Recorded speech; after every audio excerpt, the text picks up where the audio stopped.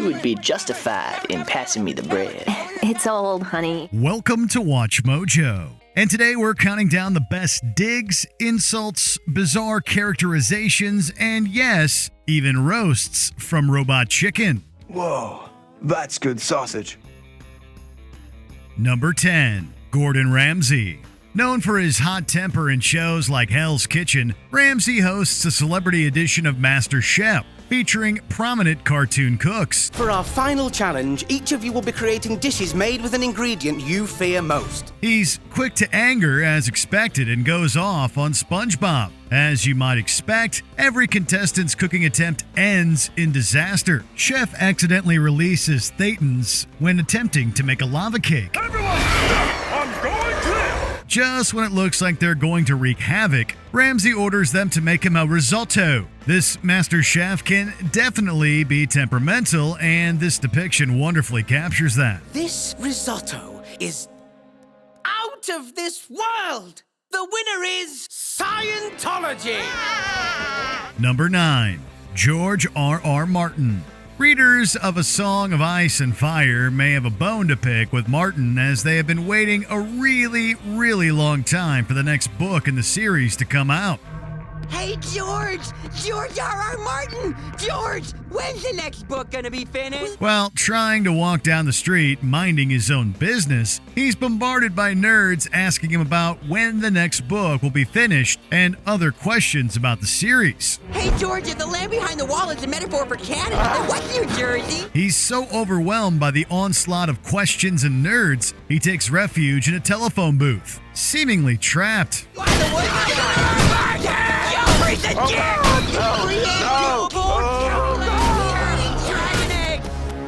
Number 8. Justin Bieber. The Biebs wasn't exactly known for his edginess back in 2012. It was a time when his style was starting to change from his kid-friendly persona. I love you all.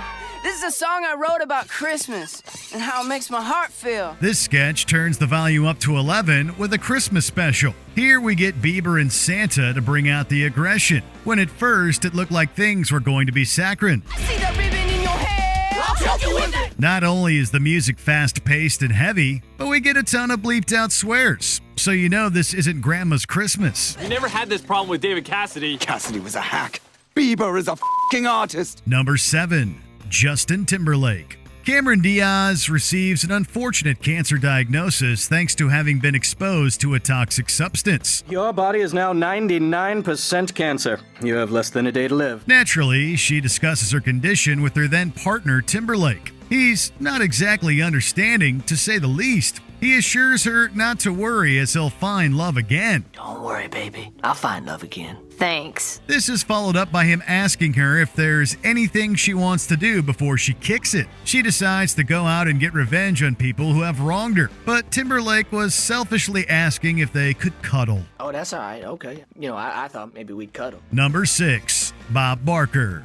Fans of The Price is Right should be familiar with the former host's sign-off of getting your pets spayed or neutered. This is Bob Barker, ending my last show, reminding you to help control the pet population. Spay or neuter your pets today. So long, everybody. What you might not realize is just how damn serious Barker is about the matter. He decides to buy a pair of gardening shears and wages a one-man war on the pet population. I've never felt so alive. All those years of talking about it, and now I'm actually doing something about it. He doesn't just limit himself to dogs and cats. Soon he targets horses and pandas as well. It culminates in a showdown with Snoop Dogg, where it seems Barker has finally met his match. However, he still manages to clip Snoop. Ah, my nuts! Who knew Bob Barker could be such a menace? Number 5. Jean-Claude Van Dam. If you've ever seen any of his films, you know JCVD is rather adept at doing the splits. Perhaps you've even seen the Volvo Trucks commercial where he does them between two moving trucks. And a mindset to master the most epic of splits. The commercial is what Robot Chicken parodies, except in their version, random giraffes keep appearing in the middle of the road and repeatedly smack him in his nether region. Are you driving through a zoo of only giraffes? The original ad is so over the top that getting constantly hit in the groin is an appropriate response. Who knew It would be giraffes what defeated Jean-Claude. Number 4. Bjork. Her swan dress the Icelandic singer wore to the 2001 Academy Awards is iconic, which is probably why decades later it appears in this sketch. The twist here is that it isn't merely an article of clothing, but an actual swan that took too much melatonin. Good heavens, I shouldn't have taken so much melatonin last night. Once up, it's confused as to where it is and naturally begins to panic. Bjork, caught off guard, can only helplessly flail about as the swan tries to escape its surroundings. It's really simple in execution, which just highlights the absurdity of wearing such a dress. Number 3. Diablo Cody. If this sketch is anything to go by, she's probably the last person you'd want to give a eulogy. We will now hear a few words from Janet's friend, Diablo Cody. Cody is known for snappy dialogue in Juno. Here, she carries that same energy. Unsurprisingly, funerals are somber, serious affairs, and Cody does not fit the tone. Even in a different setting, her dialogue shtick would get old really fast. We hung out, it was like flirting Ernie. Screw the recession, that girl was always in business. She was hotter than an oven on the sun. Her quick speaking pace and numerous pop culture references are just overdone. It's no wonder that Janet literally rises out of her casket to ask why Diablo Cody is speaking at her funeral. Mom, why is Diablo Cody here? Number 2. Keanu Reeves. You could argue that Reeves' acting style is wooden and is the same in all his movies. My name is Neo, and I'm going to beat you, robots. That's certainly being lampooned in this ad for breakfast sausages. Reeves portrays his characters from The Matrix, Constantine, and Speed, but you wouldn't know that without him explicitly telling, given that he gives the exact same delivery, cadence, and pace for each role. I'm the guy from Speed, and I'm going to stop you, famous character actor Dennis Hopper. Even worse is that he can't remember Jack Traven's name and just says he's the guy from Speed. The rest of the sketch is forgettable, but top marks for parodying Keanu. Hi, I'm Keanu Reeves. I've beaten the world of acting, and now I'm going to beat the world of breakfast sausages.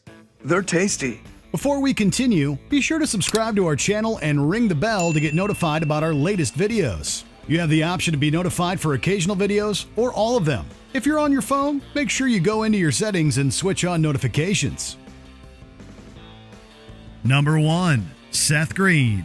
It's good that the show's co-creator can poke fun at himself. While watching the Oscars, Green gets a call from his mother asking if he's at the awards ceremony. Honey, are you at the Oscars? No, Mom, I'm watching them at home. Evidently, he isn't, and that's when she lays into him, asking when he's going to start doing prestige work. He responds that he does work of which he's proud. When are you going to start doing prestige pictures? I do work I'm proud of. Regardless of what you may think of Robot Chicken, it's been on the air since 2005, which isn't nothing. However, the deepest cut comes from her response that Oscar doesn't seem to think that much of his acting output. Apparently a little fellow named Oscar thinks differently. What's your favorite roast from Robot Chicken? Let us know in the comments. Alright, I'm out like slap bracelets.